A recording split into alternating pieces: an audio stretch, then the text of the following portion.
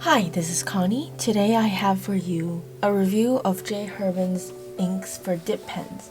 When I think of J. Herbin, I think mostly fountain pen ink, but they produce ink for dip pens in black, colors, and metallic as well. So thank you so much to J. Herbin for sending these inks for me to test and review.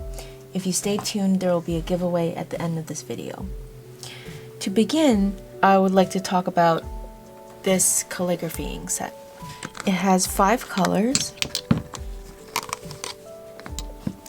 blue, red, black, yellow, and white.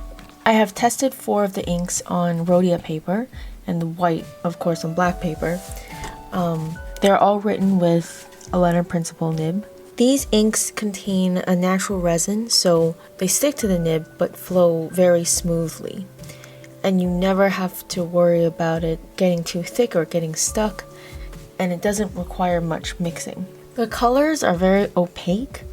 If we talk about the hairlines, they're not as exciting as I would like them to be. I would want them to be a lot thinner. The pro is the color like yellow, for example, is hard to come by in another calligraphy ink that is as opaque as this one is. The red one is a little more on the orangey side of red, and the blue is a very accurate dark ocean blue color. The white ink on this set isn't as opaque as I would like it to be. If you see here, this is written on Pacon's filler black paper. I will have a link to it in the description of the video. You can clearly see the dark paper underneath, so it's not as opaque as the other colors in this set. That brings us to the pigmented inks. There are 5 colors as well. There's silver, copper, gold, iron, and white.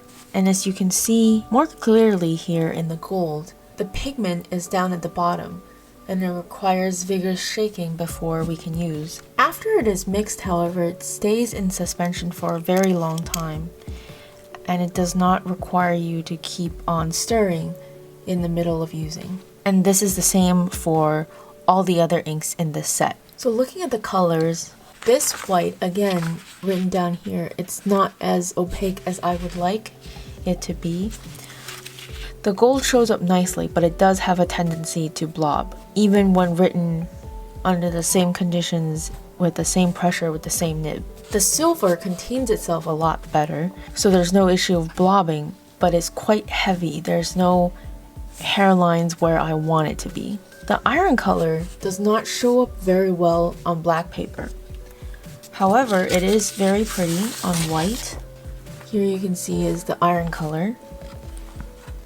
It shows up as a dark brown with a metallic tint to it. My favorite color of the batch, and I have never seen a color so pretty in the other metallic inks I've used, is this copper ink. And surprisingly, this one holds up hairlines, it does not blob, and the color shows up wonderfully on both black and white paper. Here is the copper on white.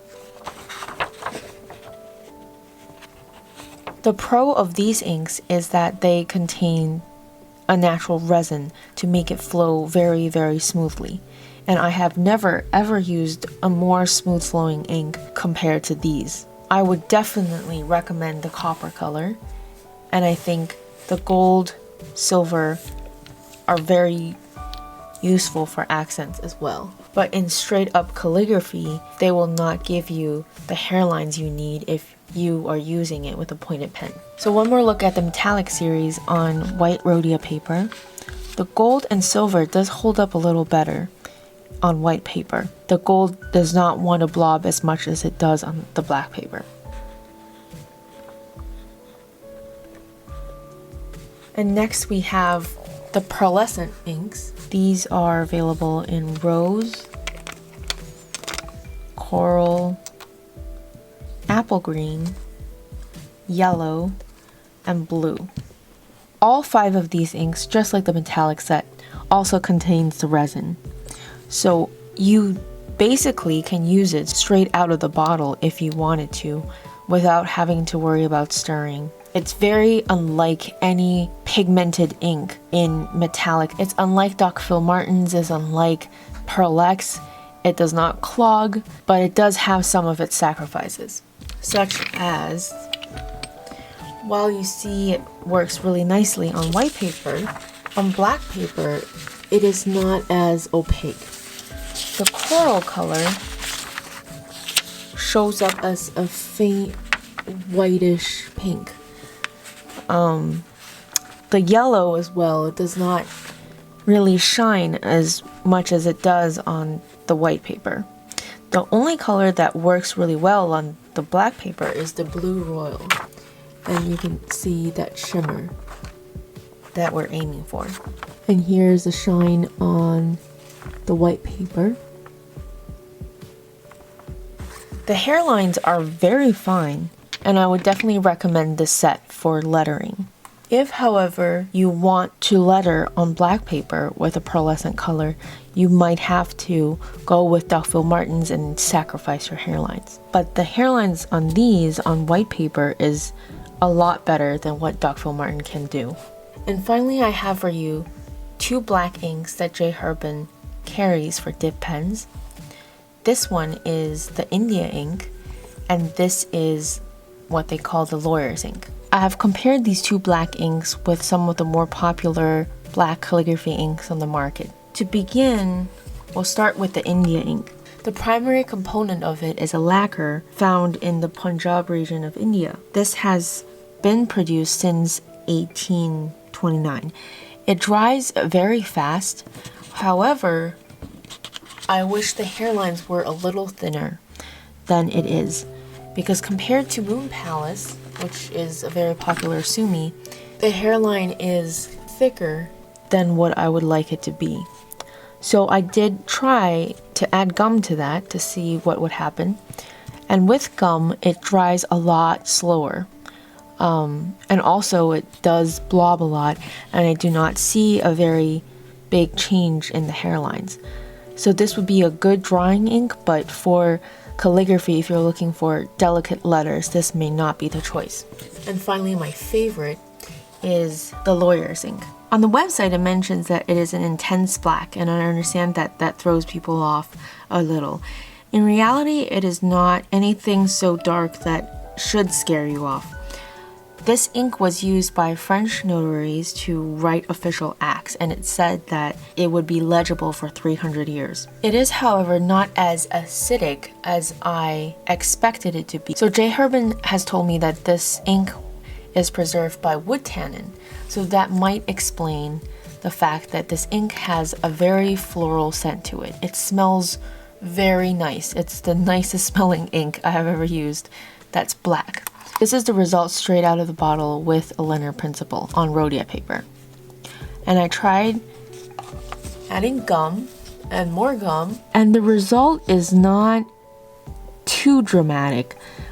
This has about 6 drops of gum arabic, and this has about 16 to 20. I do see the hairline thinning down a tiny bit, but not very significant. Now, compared to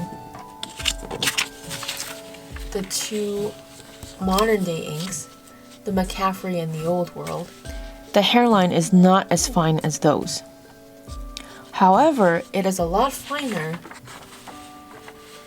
than Moon Palace. So this is a really good ink to use for reproduction, because neither Nacree or Old World shows up in scans, and if I'm doing reproduction work, I always have to touch it up very significantly, or sometimes even redo huge parts if I use those inks. But if I used Moon Palace, hairline isn't as fine as I would like. This lawyer's ink, however, is perfect for reproduction. It shows, the hairline shows up, and it's a touch finer than the Moon Palace ink. So this is actually a better alternative. I will be giving away 1 J. Herbin ink of your choice that I reviewed in this video. Please like and subscribe, and leave a comment below on which ink you would like to try. In the next review, I will announce the winner. Thank you so much for watching.